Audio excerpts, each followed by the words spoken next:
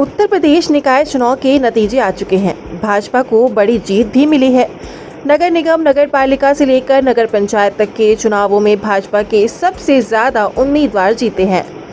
सभी 17 नगर निगमों पर भाजपा का कब्जा हो गया है। पार्षद की 1420 सीटों में से 813 पर भाजपा को जीत मिली है। 199 नगर पालिका अध्यक्ष सीटों में से 89 और 5327 नगर पालिका परिषद सदस्यों की सीटों में से 1360 उम्मीदवार भाजपा के चुनाव जीते हैं। कुछ इसी तरह का दबदबा नगर पंचायत चुनाव में भी देखने को मिला। नए और पुराने मिलाकर यूपी में कुल 544 नगर पंचायत अध्यक्ष के पद हैं।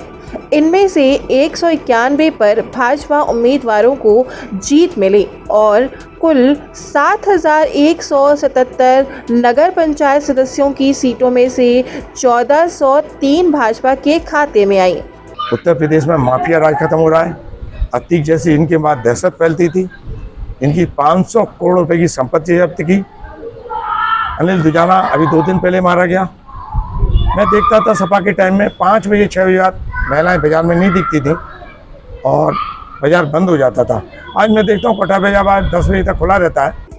इस चुनाव में भाजपा ने एक प्रयोग भी किया। ये प्रयोग मुसलमानों को लेकर किया गया था।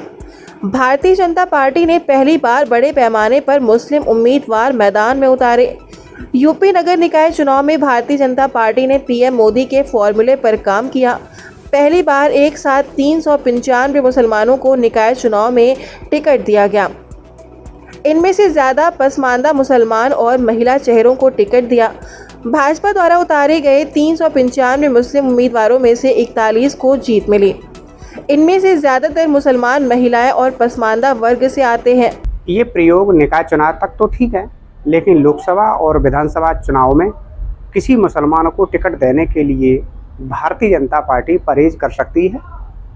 ये तब तक ऐसा होगा जब तक कि पार्टी के पास पिछड़े वर्ग का कोई मुस्लिम चेहरा नहीं हो जाता। हाँ, ये बात अलग है कि अलग अलग राज्यों में होने वाले निकाय चुनाव में भारतीय जनता पार्टी इस तरह के प्रयोग जरूर करती रहेगी। ये प्रयोग निकाय चुनाव तक तो अभी तक ठीक है, लेकिन फिलहाल विधानसभा और लोकसभा चुनाव में किसी मुसलमान को टिकट देने से भाजपा परहेज कर सकती है। ये तब तक ऐसा होगा जब तक पार्टी के पास पिछड़े वर्ग का कोई बड़ा मुस्लिम चेहरा नहीं हो जाता है। हाँ, अलग अलग राज्यों के निकाय चुनाव में जरूर पार्टी इस तरह का प्रयोग कर सकती है। 2023 के विधानसभा चुनाव की तरह मुस्लिम वोट एकमुश्त सपा के पक्ष में नहीं पड़े। इसका नुकसान सपा को हुआ। इसके साथ ही असदुद्दीन ओवैसी की पार्टी को इस बिखराव का फायदा मिला। 2013 में AIMIM की 12 निगम पार्षद थे, जो 2023 में बढ़कर 19 हो गए। 2017 में ओवैसी की पार्टी का एक भी नगर पालिका अध्यक्ष नहीं था, जबकि इस बार पार्टी को 3 नगर पालिका अध्यक्ष पदों पर जीत मिली है। वहीं सदस्यों की संख्या 7 से बढ़कर 33 हो गई। नगर पंचायतों की बात करें तो यहाँ AIMIM का प्रदर्शन 2017 के मुकाबले खराब हुआ। यानी शहरों में ओवैसी की पार्टी को ज्यादा समर्थन मिला, जबकि गांव में ये समर्थन घट